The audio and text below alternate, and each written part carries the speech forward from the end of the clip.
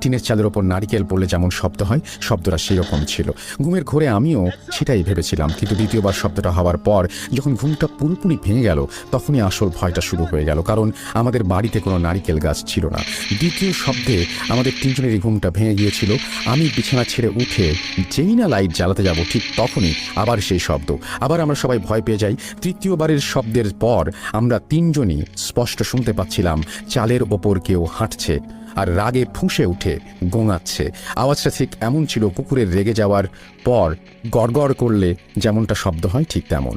আস্তে আস্তে শব্দটা আমাদের রুমের চালের ওপর থেকে সরতে সরতে পাশের রুমে অর্থাৎ আমার মেয়ের রুমের দিকে যেতে থাকে এবং ওখানেও তিনবার জোরে জোরে শব্দ হয়। প্রথমে বুঝতে না পারলেও পরে বুঝতে পারি ওটি লাথি দেওয়ার শব্দ, কিন্তু কেউ যেন প্রচণ্ড রেগে গিয়ে টিনের চালের ওপর লাথি দিচ্ছে।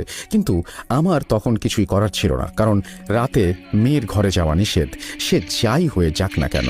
কিছুক্ষণ অপেক্ষা করার পর হাঁটাহাঁটির শব্দটা বন্ধ হয়ে যায়। ভেবেছিলাম হয়তো আর কিছু হবে না, কিন্তু আবারও শুয়ে পড়ি। ঠিক তখনই আমাদের রুমে দরজার সামনে থেকে সুমধুর পুরুষ কণ্ঠে একজন বলে ওঠে, মা, ও মা, দরজাটা খুলুন না, আমার ওকে খুব দেখতে ইচ্ছে করছে, আমি কথা দিচ্ছি ওকে একবার দেখেই চলে যাব।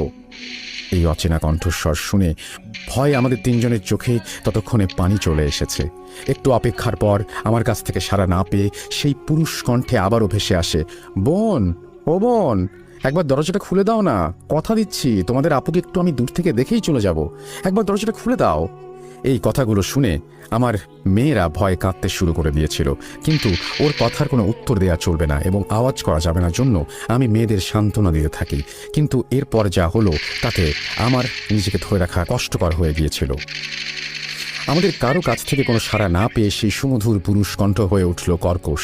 গুনে গুনে 5 বার আমাদের দরজায় লাথি মারতে মারতে অকথ্য ভাষায় গালি, অভিশাপ আর হুমকি দিতে লাগলো।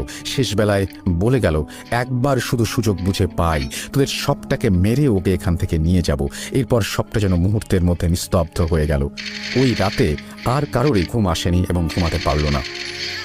পরের দিন দুপুরে কবিরাজ আমাদের বাড়িতে আসেন এবং তাকে সবটা জানানোর পর তিনি বলেন, দরজা না খুলে এবং তার কথায় সাড়া না দিয়ে একদম ঠিক কাজ করেছি।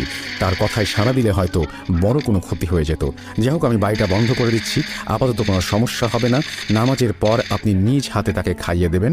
আপনার মেয়ে 41 দিন পূর্ণ হবার আগে চোখ খুলবে না। প্রতিদিন মাগরিবের নামাজের পর আপনি তাকে নিজ হাতে খাইয়ে দিতে পারবেন।